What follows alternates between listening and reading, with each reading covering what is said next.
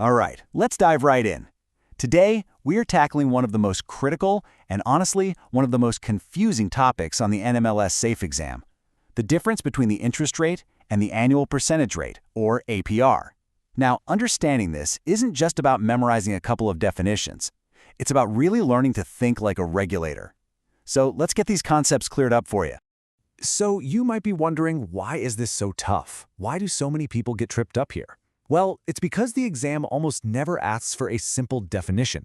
Instead, it throws you into these complex scenarios where you have to interpret the information and apply the rules, not just repeat them. And that application piece is exactly what we're going to focus on. Okay, so first things first, we need to build a solid foundation, and that starts with a crystal clear understanding of the interest rate. It's the starting point for pretty much all loan math, and its job is very, very specific. The interest rate has one job, and one job only: to calculate the borrower's monthly principal and interest payment. That's it. It represents the direct cost of borrowing the money, and that's reflected in the monthly payment calculation. Nothing else. And this is absolutely crucial. It's all about what's not in the interest rate. Think of it as a pure number. It only represents the cost of the money itself. It does not include any lender fees, broker fees, discount points, or any of those other costs that come with getting a loan. And that distinction right there is the entire reason we need to talk about APR next. All right, now let's switch gears and talk about the APR. If the interest rate is the tool for calculating a payment, the APR is a totally different tool with a totally different purpose. It was literally born out of consumer protection laws, specifically the Truth in Lending Act, which we know is Regulation Z. Let me be perfectly clear about this. The APR is not, and I repeat, not used to calculate the monthly payment. It's a disclosure tool. Its whole purpose, as mandated by Reg Z, is to show the borrower the true cost of the loan by rolling in other charges. This allows a consumer to compare different loan offers on an apples-to-apples basis. So what gives the APR its power? Well, it all comes down to the calculation. It starts with the interest rate, but then it adds in all those prepaid finance charges, the fees you have to pay to actually get the loan. This gives you a much more complete and much more transparent picture of the loan's total cost over its entire life. Now, listen up, because this is a classic exam trap. The SAFE exam loves to test your knowledge of what is not in the APR. Things like title insurance, property taxes, escrow deposits. These are all real closing costs for sure, but they are not considered finance charges. They're not fees you pay to get the credit. And because of that, they are left out of the APR calculation. Knowing this list is absolutely key to avoiding those tricky distractor answers on the exam. Okay, now that we've defined both terms, let's put them side by side. This is where we really solidify the difference.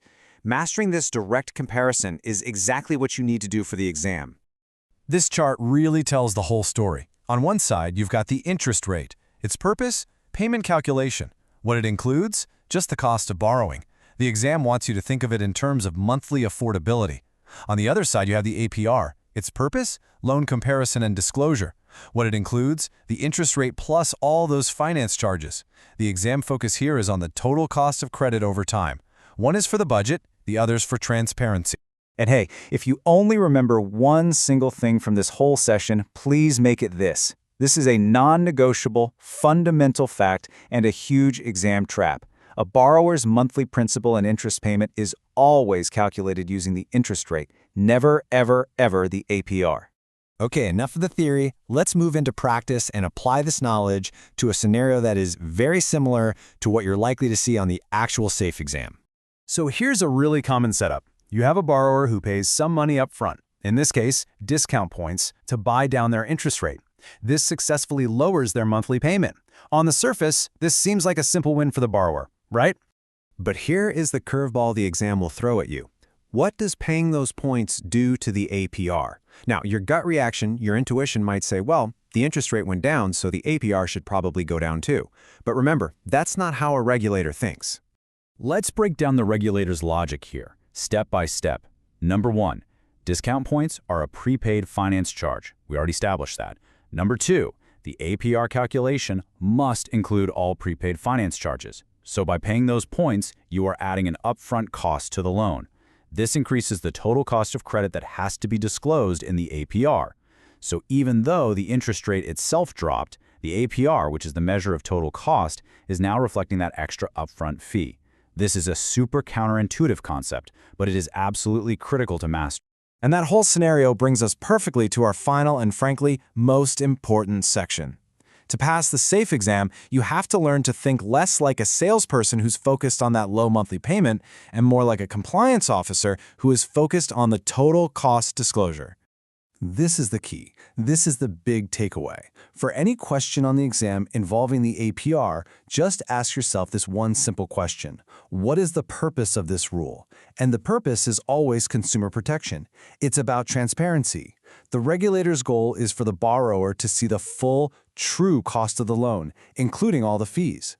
If you use that as your guiding light, you will find your way to the correct answer almost every single time. So as you continue to prepare, keep asking yourself this question.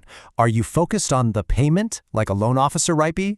Or are you focused on the total cost and the transparency, like a regulator? Because for the SAFE exam, the regulator's perspective is the only one that's going to get you a passing score. Mastering that